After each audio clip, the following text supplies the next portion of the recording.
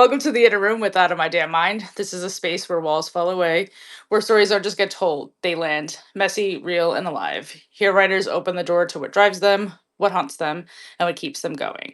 Every choice, every voice has its own rhythm, its own scars, its own sparks, and together we trace the threads that hold us, break us, and connect us all. I am super, super geeked out for my co host today. I don't think I literally was like, oh my God, you're so beautiful. But thank you, Chief Absurdist Officer, for joining me today. I cannot wait to have this conversation with you. Oh, I'm happy to be here, Marlena. Call me Kathy. All right, Kathy. Yeah, we joked about that's a mouthful of words for me, but It's a everybody lot of might. syllables. Yeah, but everybody might know. I love the name. I was like, ooh, I love being absurd. Like some things are just absolutely absurd and need to be talked about. And I love the way that you roam this space and all that you do here. Also, you're a whole fucking vibe, girl. Look at like your backdrop, like vibe. Welcome to my corner office. I love it. I mean, I have my little corner too. It's my little green wall with my bridge or whatever. But for anybody who's new here, like Kathy, I come up with 20 curated questions for my co-host. They're not always going to get through all of them. They're just kind of here to maybe guide a conversation or have fun within one. But we recommend, or not recommend, I hope that people in the chat feel comfortable enough to add to the conversation. Dan, thanks for joining. Shout out to the Mug and Stanley crew. Yeah, I need a lot of water in my life, apparently. But I'm guessing is there coffee or tea in your mug? This is coffee. Yeah, I'm supposed to be on an elimination diet and I'm not allowed to have coffee. And I couldn't do it today. I was like, no, I need it. So apparently I have to start weaning from coffee to decaf and then just no coffee in my life. Kevin, thanks for What a joining. travesty. I'm sorry. It, it is. I mean, I think coffee is amazing. And my dietitian or nutritionist or whatever you want to call her, she's like, well, you could still have these things. You just know that it's going to affect you in a way that maybe you don't appreciate. I hate But when they're so responsible like that. You mean I have to make the responsible like you can decision? choose your own fate, you know. Hello, hello. I love that one of your stack hunters in here, and we will definitely get to them a little bit later because it's a part of what you do here. But to start off, what brought you to Substack? Well, hi Kevin. I want to say hello. And hi to everybody.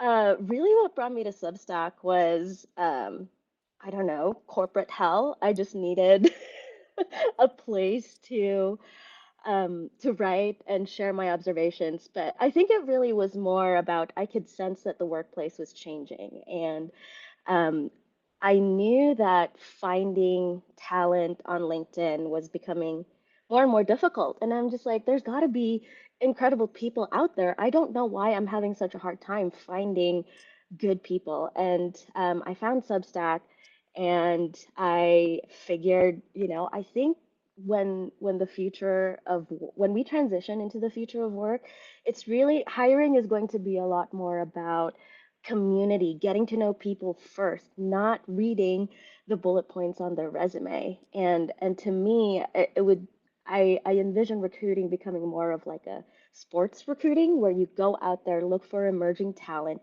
you build relationships with the talent, you get to know their families, you work with them, you make sure they have the support. And so that was the original impetus of why I went to Substack.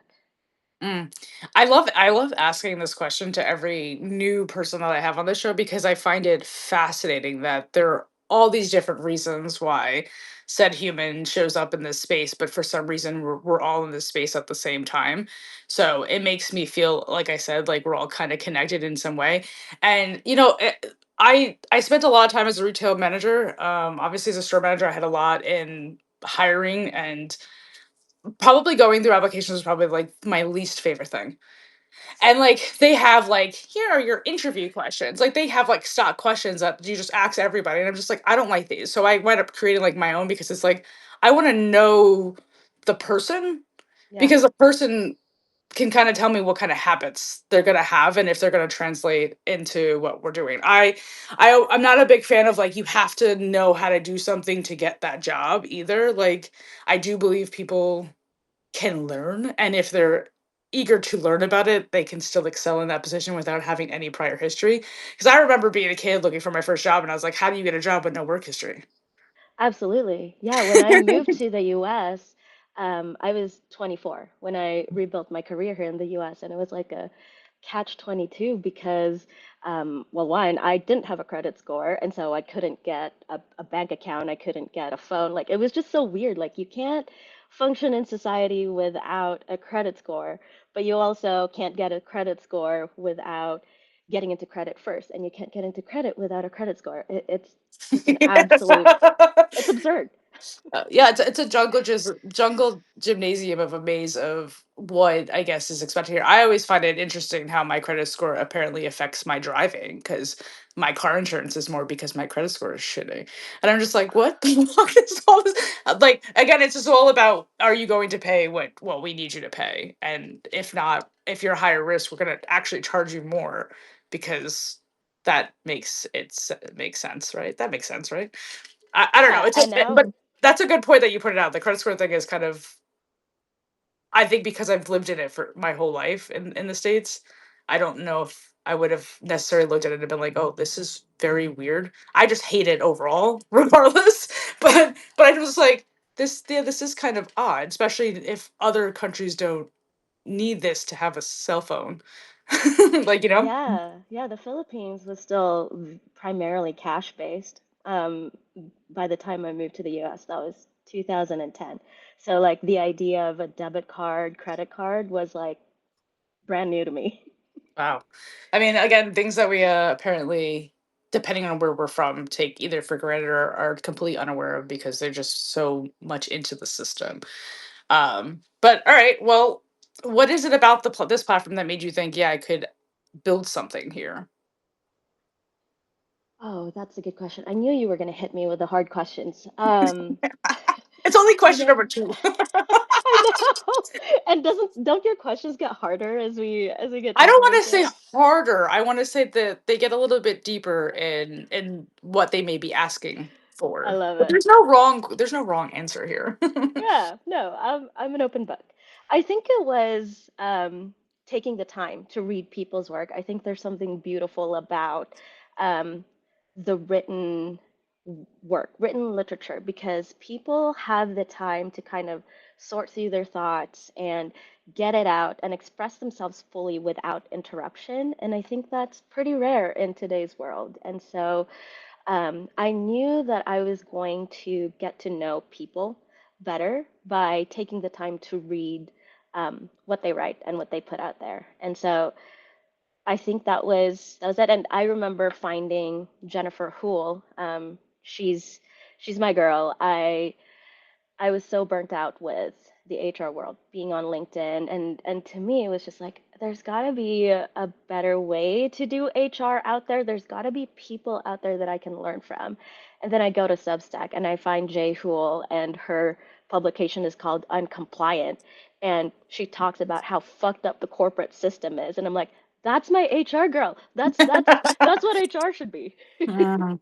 I love this the way that the space is able to connect like-minded individuals. I think my corporate experience is different than yours, obviously, because I worked for a huge retailer, and yeah, definitely burned out by that too. So it's always refreshing to hear people's perspectives on what career path they happen to be in, and the things that they are no longer feeling aligns with the workload.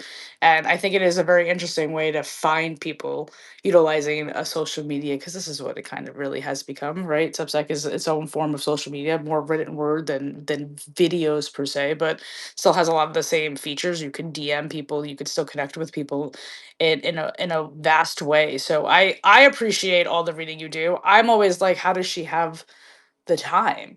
'Cause, like, Because I'm unemployed as fuck, baby. This is what I'm doing today.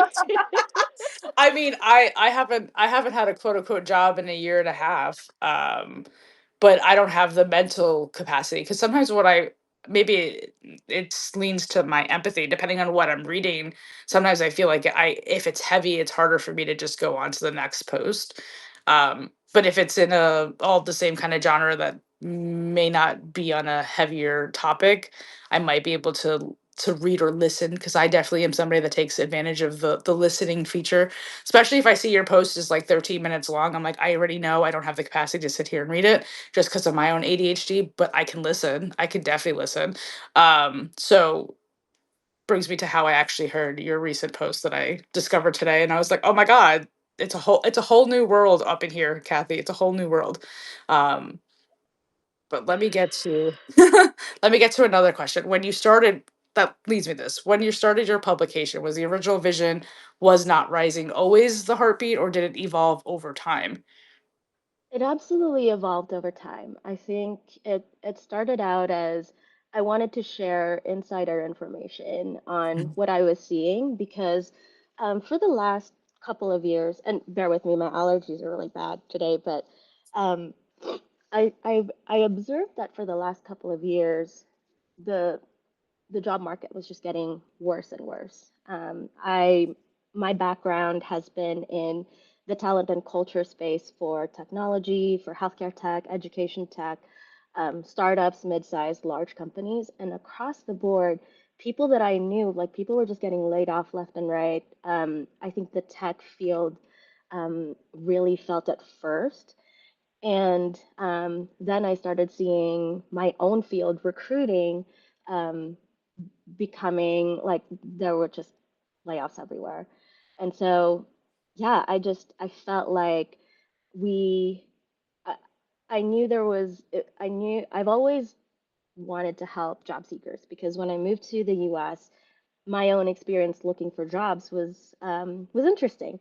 You know, I Mm. would apply for jobs, and the application questionnaire would ask me about the presidents of the United States, and I'm like, I know the presidents of the Philippines, but damn it, I don't know this. So there was a lot that I learned about the application process, and at that point, I gained about over a decade of experience there, and I've been helping people look for jobs, connecting them with people in my network. And so I started Substack just wanting to share what I knew as far as the from like an insider standpoint of an HR director. Yeah, I think it's beautiful what has emerged from it, to say the least. You spend a lot of, like I said, you spend a lot of time highlighting other people. That's why it was important for me to have you on the show, because I wanted to highlight you a little bit. I want people to know a little bit about Kathy and the work that she does here, and the avid reader that she happens to be, but just a better human, right? I don't think you see it often enough, especially on like social media platforms where other creators are kind of uplifting other creators, you know? So I commend everything that you've been able to do thus far. When did you start Substack? Like, when did you get I here? I think I started in like August or September of last year, Last year? 2025. So you're almost at a year. You've done a lot in Yeah, in that span. You should be very proud of yourself. At what thank point you. did you realize? Of course. At what point did you realize that this publication was becoming a community? Oh, your questions are so good. Um, I think pretty quickly, you know, like I wanted to do a deliberate search because when I started Substack, I was also seeing that the algorithm was pretty much like the feed was very homogenous. I was seeing a lot of Substack, please connect me to writers and this and that, and like, you know, the typical things that we see. And so I knew that I wanted to do my own manual search for the topics that I wanted to read about. So I was very interested in neuroscience. I was very interested in philosophy. And I mean, you can tell like the people that I read here, it's very diverse, business, culture, all of that. And so as soon as I started like engaging with people and just getting to know the minds behind the writing, I think that's when I learned that this is not really your typical social media. And I also was very aware of the algorithm problem. And that's kind of how it evolved into like, my God, there are so many brilliant minds here. Why does this person have like one heart? Like, this needs to be out there. And I think that's how it just kind of happened. Oh, I love it. Real quick though, I do want to welcome in Sarah and Kevin and Stuart and Alex, if you guys are all still with us. I appreciate you joining. So I mentioned that Kevin was in here. You do have help in picking some of these pieces. So how did the stack hunters like come to be? Yeah. So uh, kind of stepping back a little bit, my background before I sold my soul to the corporate overlords in HR, I went to school for journalism. I always wanted to be a journalist. And um, back in March, when I realized that corporate life, I can't change the healthcare system from the inside, things just kind of played out, and I decided to close the door on the corporate chapter and really go back to my roots of journalism. And so the idea of not rising to me was, I mean, I interned for local newspapers, TV stations, radio stations, and I could see very quickly how broken it was because media has relationships with the government, with private companies, and so they always determine what gets the light of day, right? Like what narratives get to go out there. And so I knew I wanted the opposite of that, where rather than narratives being shaped from the top down, I wanted stories from the grassroots to rise from the ground up. Mhm. I'm sick of Larry Ellison and Larry Page telling me what I should read and what I should think about. And so I decided that I wanted it to be decentralized. And so that would mean human alternatives to the algorithm.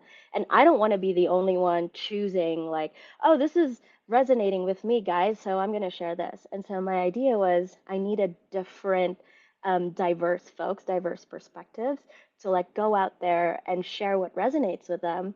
And then we amplify that. And so to me, it's about um, not this like singular narrative handed from the top down. It's let's go out there, go far and wide, and look for the voices that resonate with us, and then let's like put it on a platform and amplify them.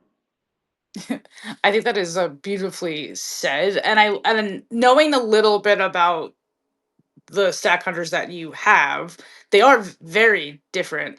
And I think that that is super important to get, to your point, a diversified group of humans that are writing about things that other people generally may be interested in, but just need a little bit help spotlighting them. So I can't commend you enough for all that you do. It's very refreshing for me because there are things on Substack that are like, you share this, I share you, like those type of things, but that seems more transactional. What you do seems very grassrooted, and let's just there's no motive besides I just want other people to find things that we as a collective feel deserve to be heard or listened to or read or whatever the case may be. I think it's brilliant. If you haven't realized, I'm fangirling over here. I'm like it's sometimes it's hard to believe that there are, and I'm gonna sound like maybe very cynical, but like that there are good people out there when you're so used to coming around the same types of people that are more performative, and only do things for their own purpose, not really because they want to support in that type of way. And I'm not saying that exists all the time on Substack. I'm just saying in my experience, I have come in contact with a lot of people that don't seem to just be doing good things just to do good things, you know? Yeah, and I think that's absolutely accurate, though.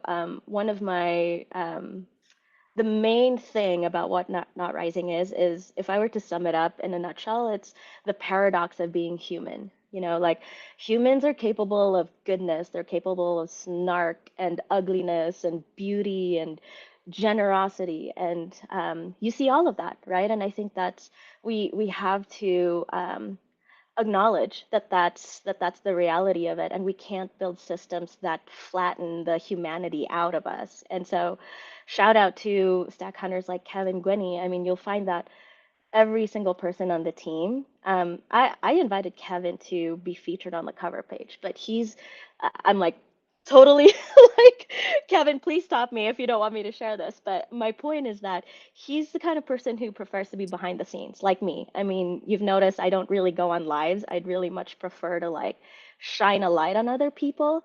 And that's Kevin, that's Sam Illingworth, that's Reby, that's Pragya, that's Jennifer Houle, Jennifer Hong. Like they all really just care about um, reading and encouraging people to keep going. And I think that's like what makes this community so beautiful is it's genuinely good humans that um, just uh, value the perspectives of other people and want them to keep going.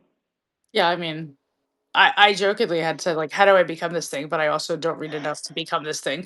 So, and that's something that I'm trying to work on within myself, because it's just it's a mental thing to just overcome. It's not that I don't appreciate. And every time I sit and read somebody's work, I'm just like, oh my god, this is amazing. I'm always surprised by just the talent of the creators on this platform.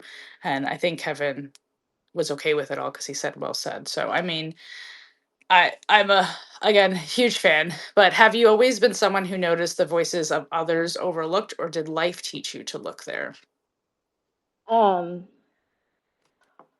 Questions, man. Yeah, both, I think, is really the answer. I was, you know, funny story. When I was in elementary school, I was like an achiever. I was like um principal's pet, teacher's pet. I was just the quintessential nerd. And I was kind of a bully because I was popular and I was young. But then when I went into high school and it was a totally different playing field, and I saw that people were so mean to like other people, and I kind of, I don't know, took it upon myself to be like the champion of the nerds. And I was just like, I saw this guy who was like sitting um, at like just one of the, just kind of under the tree, and he was crying. And I'm just like, hey, I'm gonna be your friend. Like, what's going on? And I can't stand the thought of like people being misunderstood or misjudged, I think. And so I think I think I always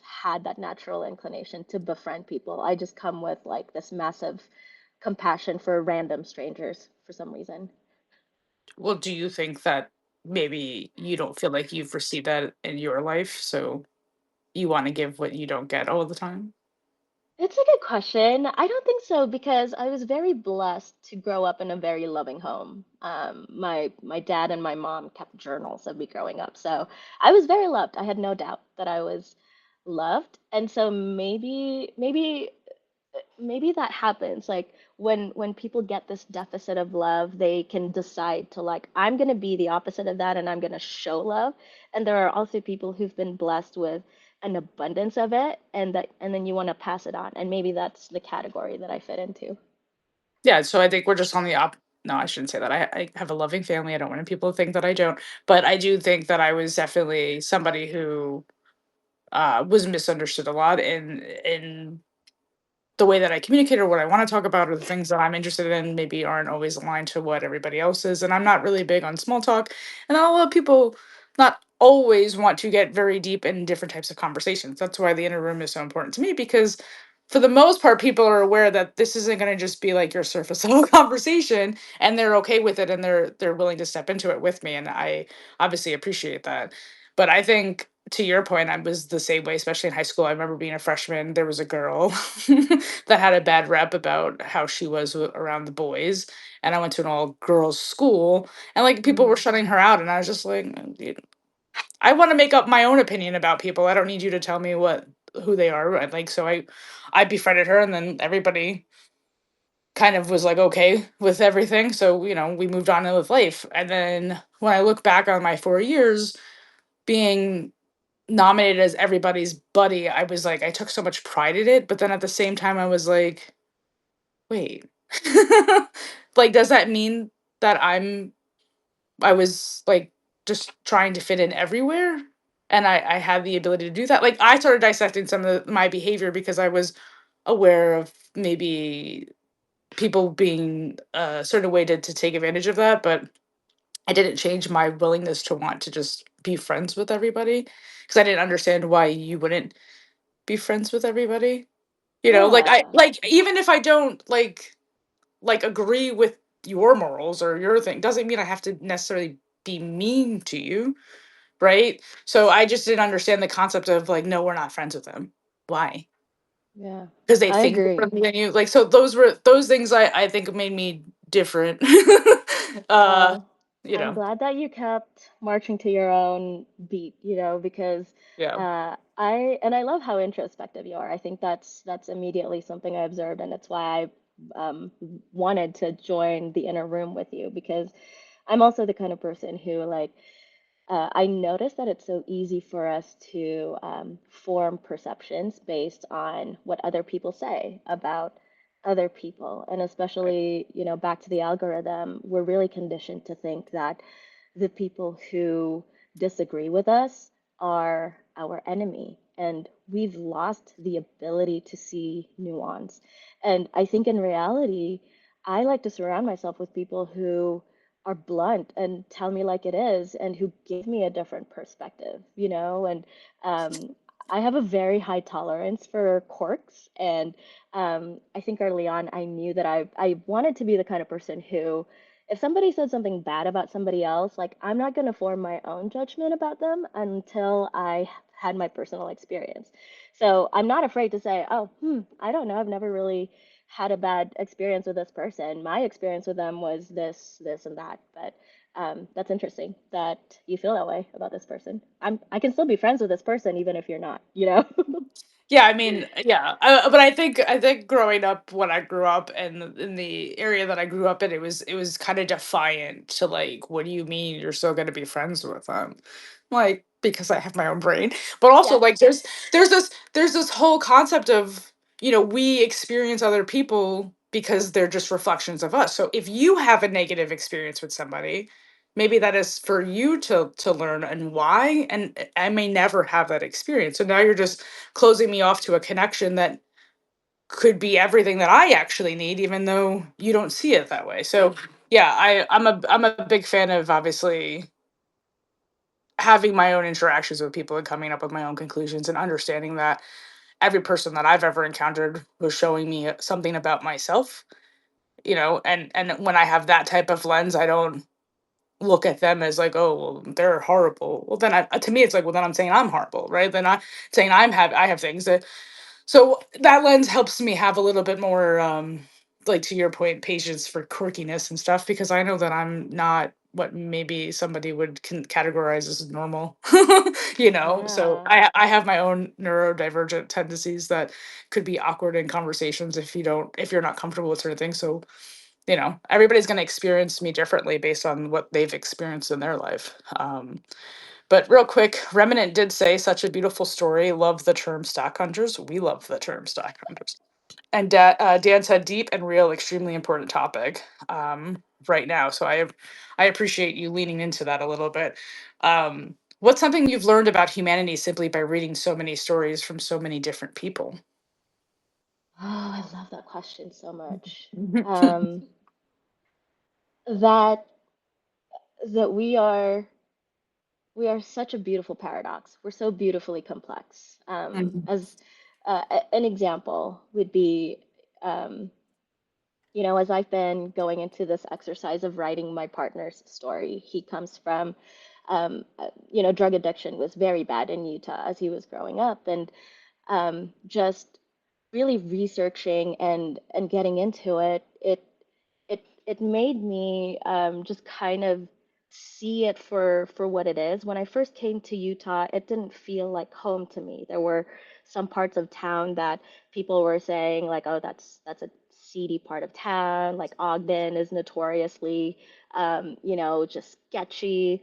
And but I think the more I've gotten into this process of writing and reading about what other people are saying, just getting to know people's stories, you find that, like, these teenagers, the youth that grew up in this environment in Utah, like in the year 2000, when my partner was 19 years old, OxyContin became a $1 billion drug. And you couldn't, you'd go to a high school and the cops themselves were saying that you'll find drugs within like an hour or two. It was everywhere. And it didn't matter if you were going to move to a different county or whatever, like, it is pervasive. The drug problem was just pervasive. And the interesting thing about it was that Utah is a predominantly LDS state. And you don't drink coffee. You're not supposed to have premarital sex, but popping a pill, a prescription pill that the doctor gave you, that's a moral gray area. And so kids were actually getting OxyContin and pain pills from, like, old ladies, like reputable, reputable adults, and they were all living in this gray area. And to me, it was like, this isn't a good or bad story. This is like, there's this thing, this idea of banality of evil, where you think about the behaviors of humans when they're forced to operate within a system. And a lot of times, humans just kind of end up what they have to do. You think about like the Holocaust, that's where banality of evil comes from, is like, what compelled these people to actually like torture children and women. And in the end, it's like, it's not really a question of are humans good or bad. It's a lot of things. It's a lot of questions. It's what's the environment that they have to operate in? What are the systems that we are all operating in? What were they like growing up? What's their story? So humans are just so complex, and it's not a good or bad question. Mm. Uh, yeah, very. There's a lot of complexity in everything that you obviously just shared. I can't signify like what's good or bad, and I actually don't like those terms very much. And I'll be honest, I just had like one of those like shit. I'm sitting in front of a mirror moments because I'm listening to you, and it's like, have you been in my head for the last like 10 years of my life? Like, what's going on? Because I've openly talked about my own drug addiction past and the things that I kind of went through, and it did kind of just seem like a rite of passage. And unfortunately, some of the people that I grew up with are no longer here because they couldn't survive it. And it is interesting how communities and towns will talk about how great they are, right? And perception is important to them, but they won't talk about the evil that lives right next door. And that's just the ability to have the fact that children have access to all of these things, whether we want to talk about it or not. Yeah, there's a drinking age. Does that mean that every 18-year-old isn't drinking? 16-year-old isn't drinking? Like, does it mean that the person who got them the alcohol is the bad person, or are they just the person that remembered being that age and also having this fixation of, oh well, I'm gonna numb too because I don't want to deal. So it is very complex to try to understand things, but I do have a little bit of a hard time when it comes to any type of addiction to just write the person off. Like I'm not one of those people that are like, well, they chose that, or that's what they wanted for themselves, or they could have done better. Like those type of comments are not really ones that will come out of my mouth. They're just more of like, I wish I understood why they felt like that was their only choice. Like that's more of where I kind of lean into. So I respect what you're doing in sharing your partner's story. The great shirt hunt literally had me like, oh my god. Like, and I was like, and to know like there's truth to this. This is something that did happen. This is something that, your partner did have to experience in life. It makes me look forward to the next one, to say the least. And that's the brilliance in this space, is that I'm talking a lot about what you do for others, but I also want to highlight, like, you also are an amazing writer. You share things in a really interesting way, and I like I like how you're not afraid to add the curse words in there, or to say the ridiculous thing that other people would be like, "Oh, I don't have the balls to put that in on a piece of paper." And you're just like, "No, this is a part of the story, or this is a part of the story that I'm at least telling." You know, so I respect your writing as much as I respect what you do on this platform. So I appreciate you very much, my friend. Thank Um, you. That means so yeah. much. Of course, I mean, you're just as important as a writer on this platform as you are as the community leader that you're trying to continue to build. But Kevin says any gift offered that exceeds a person's personal recognition capacity will be perceived as a threat. A gift or boundary offered that challenges the container assumptions is inviting someone to be changed by the experience. And I was just like, that's beautifully said. I don't think I could have articulated it any better, honestly. I love So that. thank you for sharing that perspective with us, because I can also very much agree. Akita said this is profound. Everything hopefully today that you hear will be on that line of profound, because I'm sitting next to, well, in front of, by whatever, however you see us, to somebody that I feel like also very much sees the world and thinks about things similar to me. So it's a true gift to share space with, Kathy.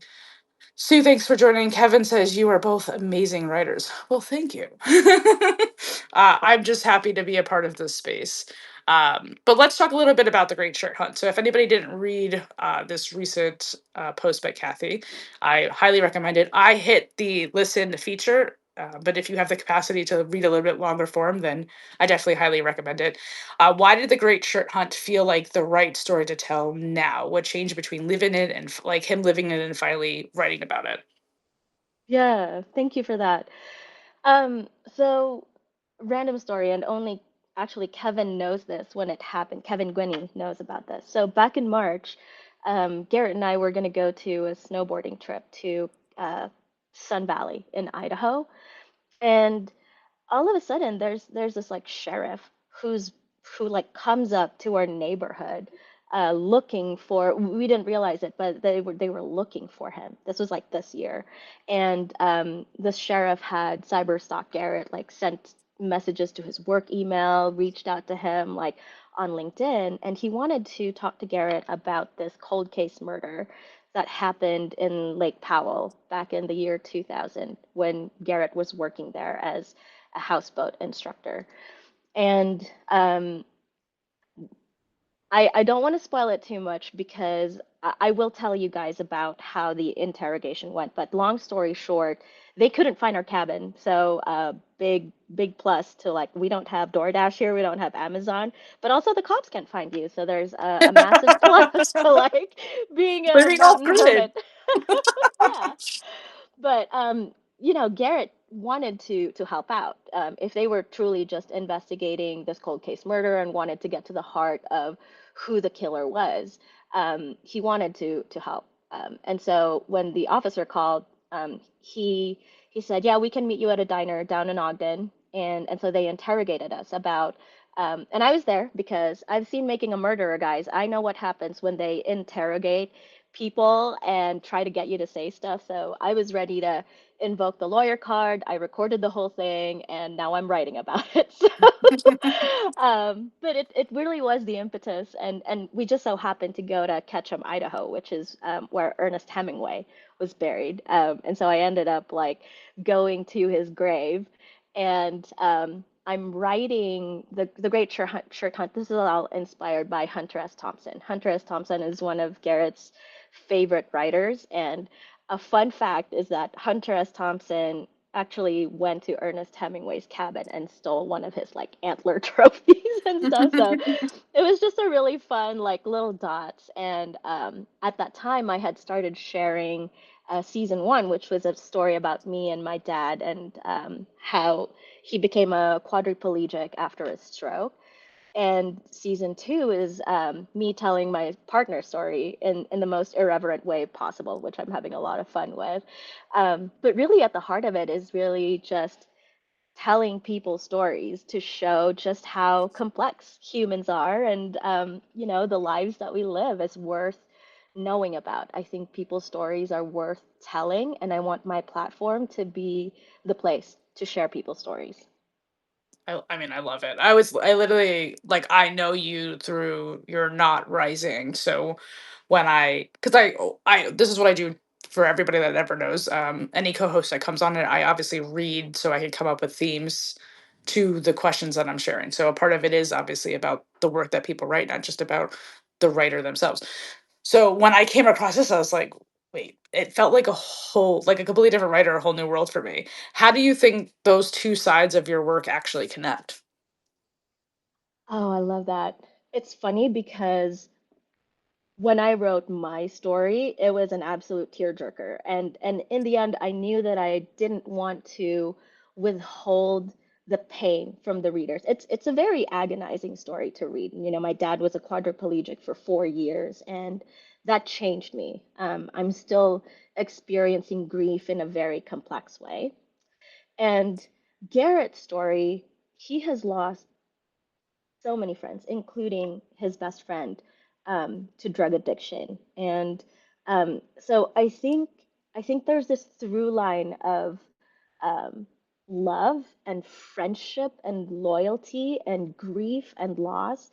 And as I'm writing Garrett's story, I absolutely want to honor the life that he's lived. But really, this is also for the homies that he's lost. Like he has like more than 10 people, as far as like friends and loved ones that he's lost along the way. And so part of this is also to honor their story and spread awareness because the way I see it, the youth, you're coming at an age where you're experimenting, you're going out into the world. This is where you stretch your limits. This is where you find where you belong. And then all of a sudden, the world that you're in is this like invisible prison that is prescription based, and you have no idea once you fall into it. It's really hard to get out of that, especially when the environment around you is it's almost avoidable. So um, it's a really important story. Garrett's story has changed me in so many ways. Like it's made me um, feel more love for this place that I call home now, Utah. It's I've gained a lot of compassion and appreciation like for military veterans. They find themselves on the streets like I don't know what happened, man. I'm just first thing is I'm serving the country. Next thing I know, I'm out here on the streets like being busted for opioids. And I just want to share people's stories. I just want to share it. I again, I love that, and it's you also answered a question that I had, so I can appreciate that you're apparently reading my question somehow. But my veteran experience was actually in Florida. I lived in Tampa, close to the Tampa area for almost 8 years, and there was a little city called Ybor City that everybody kind of went to have a good time. That's kind of how I put it. But the amount of homeless veterans that were on that strip, like begging for change, obviously to me, to your point, it's like, yeah, how did this happen? But I think a lot of us know how this happens. You ask humans to do things that they should never have to do.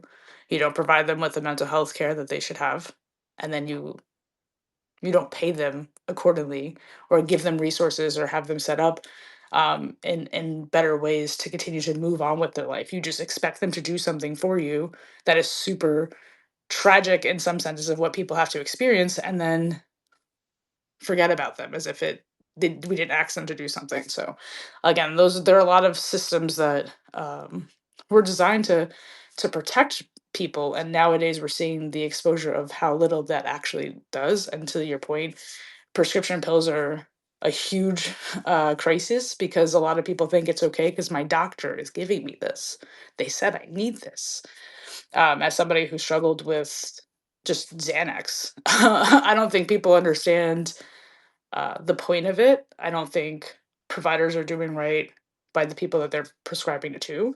I had a I had a psychiatrist tell me that Xanax is supposed to be prescribed for the first 30 days of an initial anxiety diagnosis, and that is it.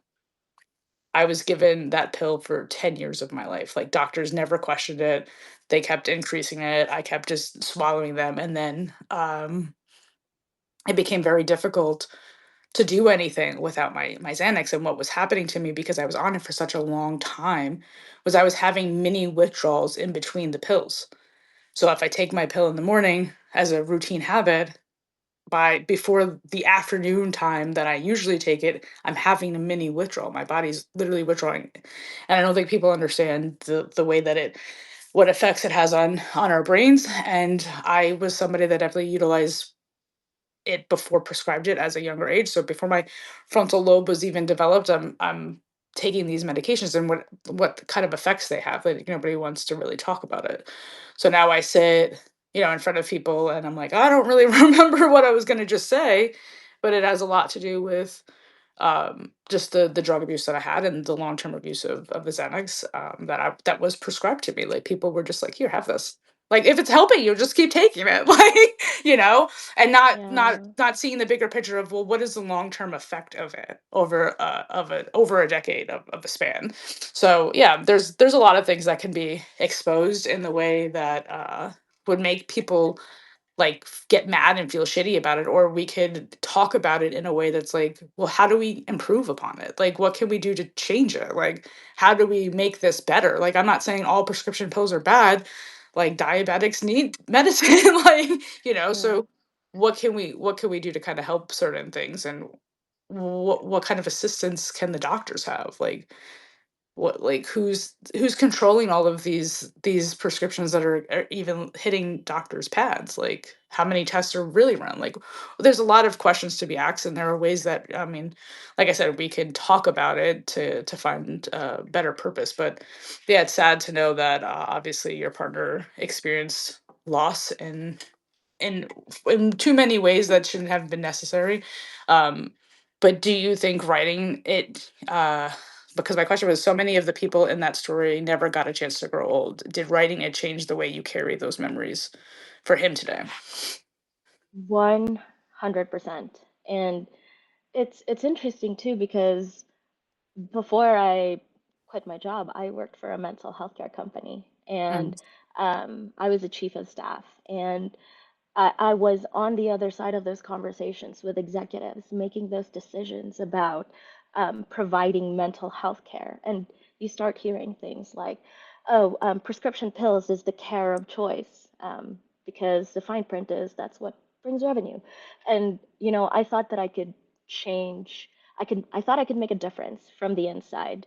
And it was slowly poisoning me because the reality of it is that I was working within a system that was way too um, it was too entrenched in incentives that only benefited the few.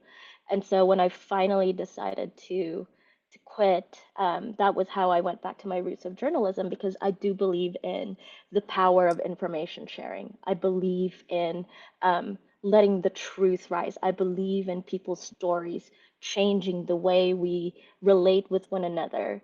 And it does require uncomfortable conversations. It does require um, being able to see perspectives that we might not like to hear or that we might not want to listen to. And so that's why I'm here. I think by sharing people's stories, I think it'll create a safer space, just like what you're doing. Create spaces for us to hold these conversations where we're all genuinely acting as conversation partners, trying to move the needle towards a better state rather than being conversation adversaries, which is what we tend to be. We're conditioned to think that if somebody doesn't agree with us, they're our adversary. So I want more conversation partners, more dialogue, and I think that's how we kind of change for the better. yeah, I mean, I think I live my life curious. Like, I'm curious. Like, I just want to understand things a little bit better. I want to understand why certain things are still in existence. What benefit does it have? And I want to see a world where people are held above profit. And I don't think that is something that is like a far ass. I think a lot of people would like to feel like their life has value more than the profit that they're gonna make off of my life. So yeah, it's interesting to be able to sit with somebody that kind of just wants the same thing. Uh, because sometimes I feel like, yo, am I the only one that fucking thinks like this? Am I the only one fucking mad right now? Like, why? How do we still even have this fucking president? Like, don't even get me started. Like, I don't understand. Like, what kind of fucking systems did we create to protect ourselves? And I just my most recent piece that was inspired by nursing homes, it just kind of like befuddled me. Like what? what? What? Like, the rates kind of got to me because it's just like, it costs a fortune to be born. You spend so much throughout your lifetime, and then at the your last chapter, they're literally raping you for whatever you might have saved to just have maybe some type of decent care, because there are horrible stories about the type of care that our elderly citizens actually receive. So it's just like, I get so mad about certain things that should be like so obvious. Like, why is this even a fucking problem? At the end of the day, the one thing that all human beings have in common is that we want to grow old, right? Hmm. We want to have a full fucking life. Well, that might actually look, at the end of it, very different, and what does that look like for you, and how are we shaping the type of future that we all kind of deserve, instead of accepting what is just in front of us because it's there already, it's implemented, there's no work to be done, we just 16,000 dollars a month for fucking care. Like, get the fuck out of here. I was like, she was Yeah, telling me like they were hotel rates, like $750 a night. $750 a night? What fucking yeah, hotel are you sitting at for $750 a night? Like, that's just aggressive for no fucking reason because they can. At the yeah. end of the day, it's just because the system can, because it's an easy way to make money. And I listen to videos about cancer research, and Hmm. they're constantly doing all these campaigns for donations, but yet there are no. Why do we still not have a cure? It's been decades of cancer research, and yet where did all that money go? Yeah. Because all we're seeing is It's an increased rate of people losing their life to something that we should by now understand how to combat. So yeah, agreed. there's conversations that I get very passionate about because I just don't understand, because we're losing the humanity in it because the profit is more valuable to us, and I'm just like, I am grossed the fuck out by that concept, you know? Yeah.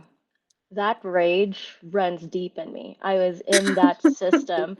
Yeah. My dad was in an acute care facility, and I too have grown up because I have really bad like immune issues. So I was in and out of the healthcare system my whole life, and um, to me, I've always felt like one of the biggest dangers for us is our own healthcare system. Like that is a right to life, a right to care, and yet we can't even trust our own healthcare system. I And can't to even me, like, trust food right now. Like, are you no, kidding you me? can't trust food. And like our elders, like if you go back to like indigenous cultures, we should be honoring the experiences and the wisdom of our elders. We should be finding value and giving back to them and taking care of them and making sure that they have this like position of prestige within the community. Like that's how we were meant to like function as a community, as a society. And these systems are just giving us the exact opposite. They're making us like strangers to our own neighbors. We don't even talk to our own neighbors. When you go into the healthcare system, yeah, like Mike, biggest danger is our own healthcare system. Like I can't trust like I've also recently read Casey Keene. She was on issue I think 8 or 9 of Not Rising, and she shares her story of like the maternity care that she experienced. It was a very traumatic birth.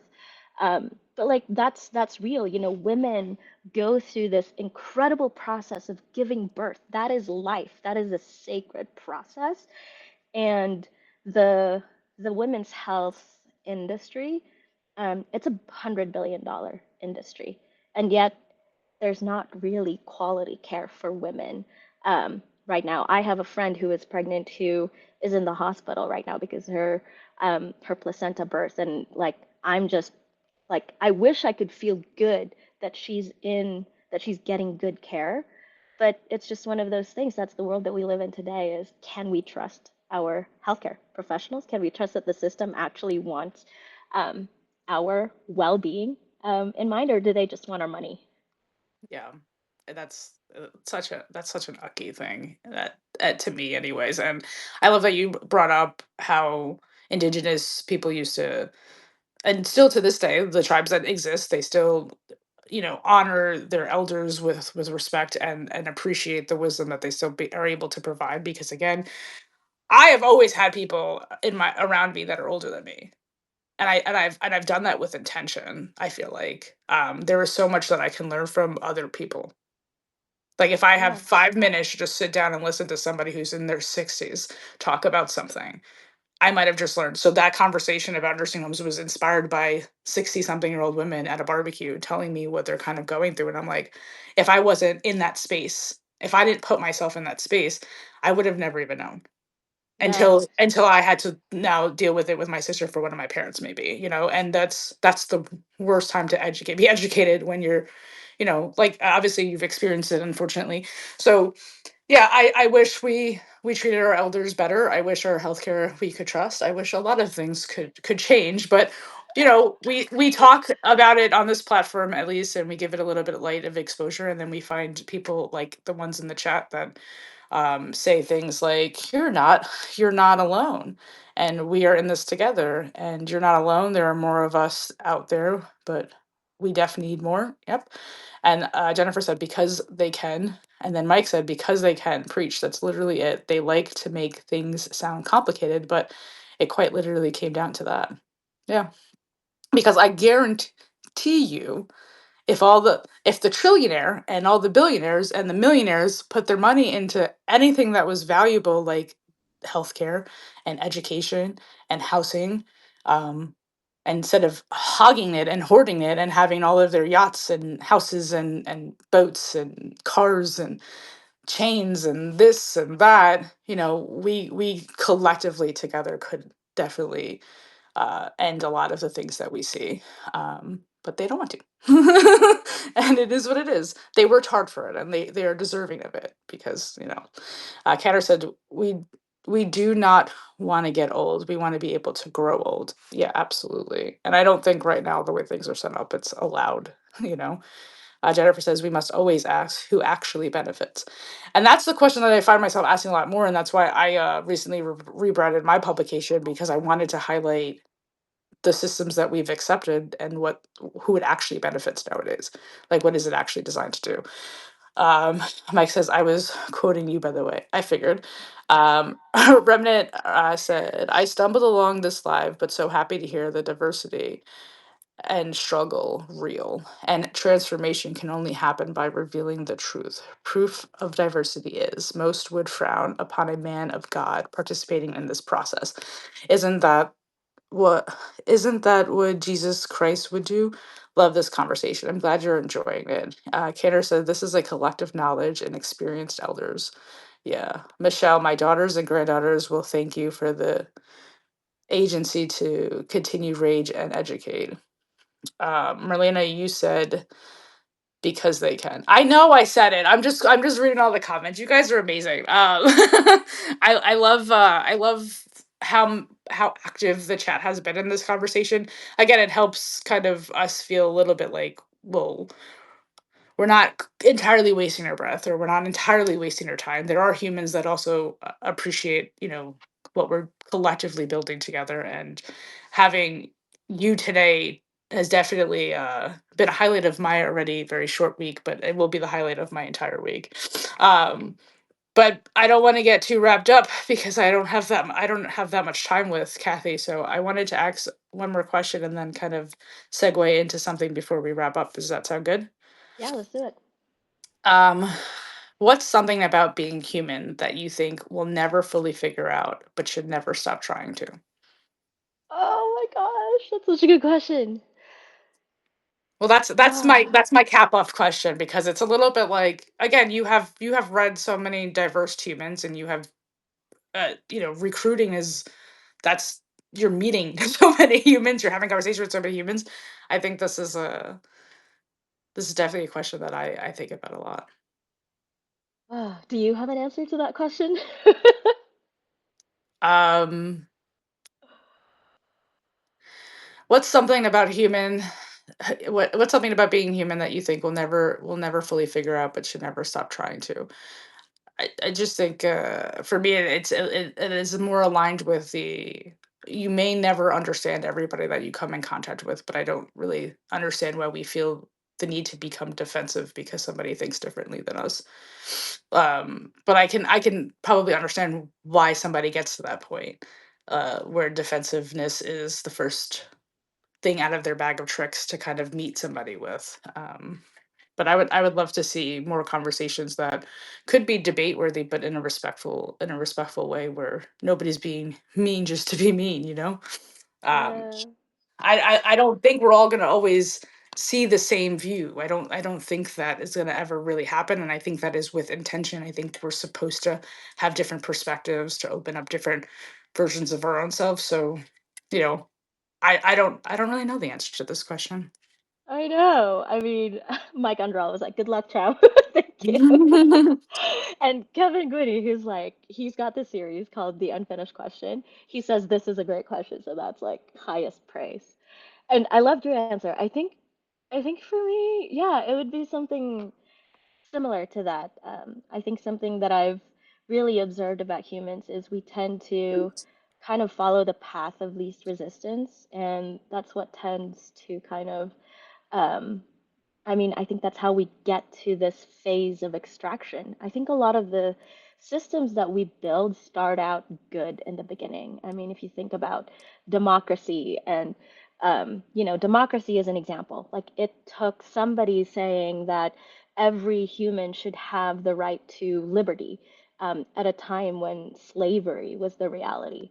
And so it takes like this one big, bold idea to kind of rally people, and then it takes like people being willing to sacrifice, um, uh, really sacrifice like big things in order to make that idea a reality. And democracy doesn't just arrive, right? Like a lot of Mhm. people fought for that. They gave up their lives for that. They risked, being a dissident for that.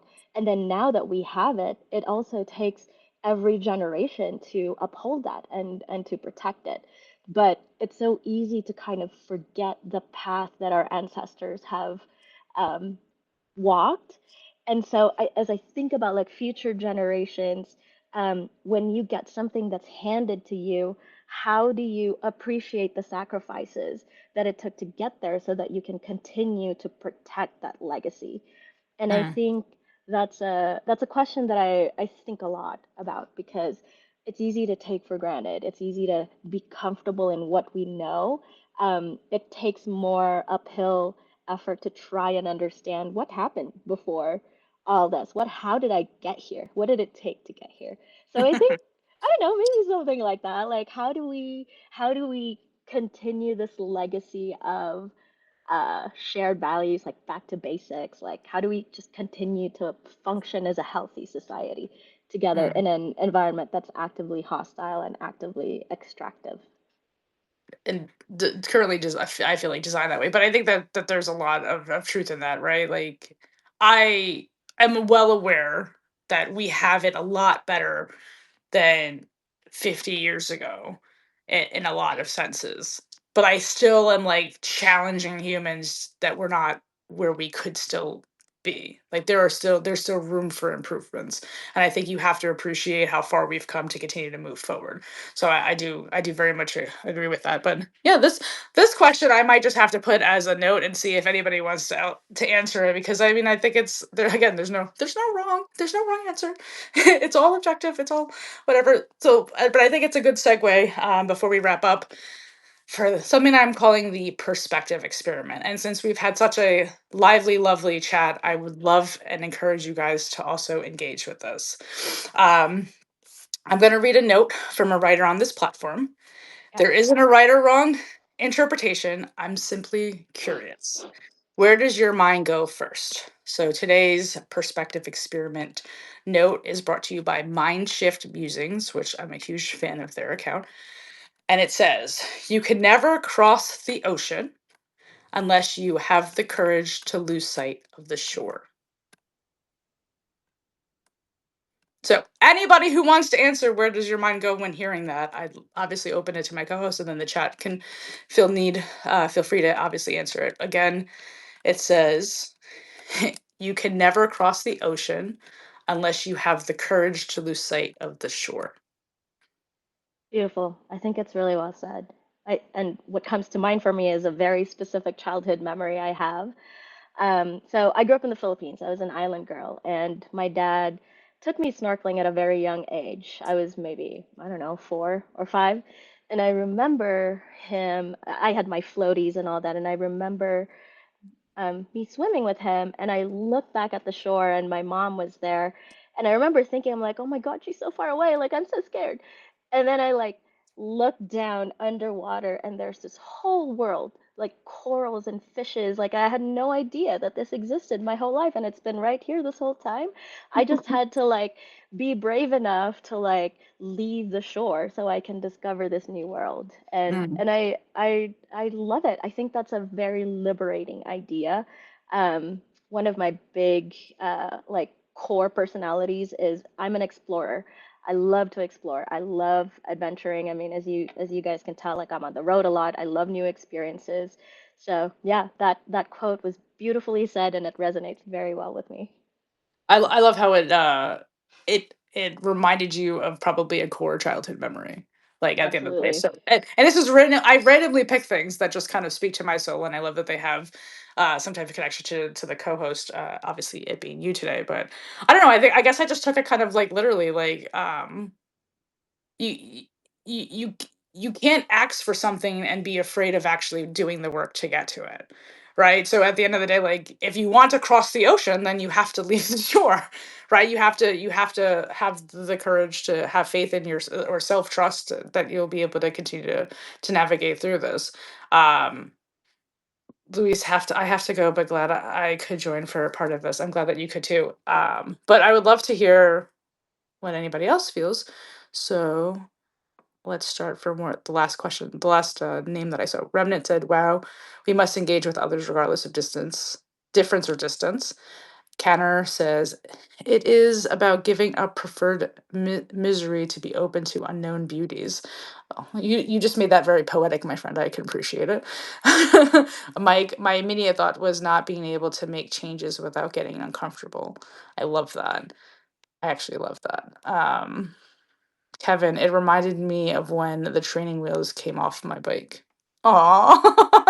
I love that though. But I love this little segment just because I think, again, what I was saying to Kathy before we went on it is I enjoy having this perspective experience with everybody because we all hear things through the lenses that we've lived. And so to have such a diversified answer from each person just based off of a few words, really touches my heart because I think it proves again, how different we can all be, even though we all hear the same things. Des put it's about letting go and trusting yourself. Amen. Amen. Well, every bridge has two shores. I love this. Let's just keep them coming, people. This is great. But I feel sad because it's already been like an hour and I can't believe I have to say goodbye to Kathy already.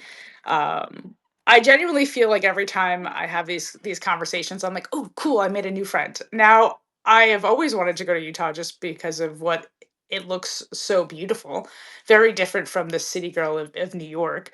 But now it's like, well, now I have to get there somehow, some way. I have to get there. Let's do uh, it. Come over. I'll take you to my favorite.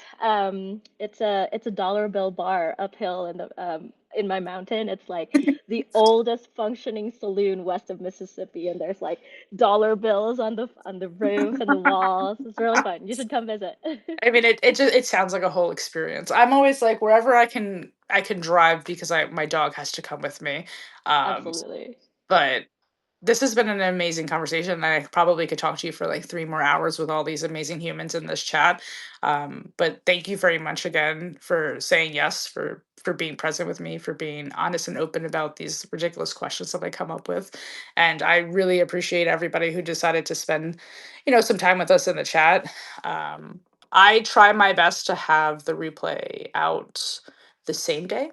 So that'll be my aim. But if not, everybody will be able to find this in the future on YouTube, Spotify, Substack, all over social media because these conversations matter to me. And I hope just the way that Kathy tries to bring awareness to the amazing writers on here, I try to bring awareness to the amazing humans and the conversations we share to the world because I think they matter. And this one, it definitely deserves to be heard far and wide. So if you enjoyed it, when the replay comes up, share it to a friend, send it to somebody you think could appreciate it. That only helps us continue to do the work that we're trying to do here, which is just connecting all of us together. So I thank every single one of you, especially you little cute little button. I appreciate you taking the time to talk to me. I still can't, I was like, look at her hair. I have no hair. Look how pretty her hair is, everybody. Come on. Let's stay on for another whole hour so you can just compliment my hair. No, I'm I just know, kidding. right? Thank you, everybody, for I being am here. I'm a great what is it, hype woman. I'm great for I love anybody. it. So, I mean, again, we need to continue to show up in the ways that we hope the world will continue to show up. So it starts with all of us. I appreciate you all. With that being said, you've been in the inner room where the conversations go deep, the connections surprise, and the truths linger long after the world quiets down. Until next time, keep listening inward because that's where the stories that shape us really live. Yeah, everybody is jealous of her hair. But I hope you all have a wonderful day wherever you are. Thank you again, Kathy. I will talk to you very soon, my friend. You guys This have a has great been day. a blast. Thank you. Bye. Bye.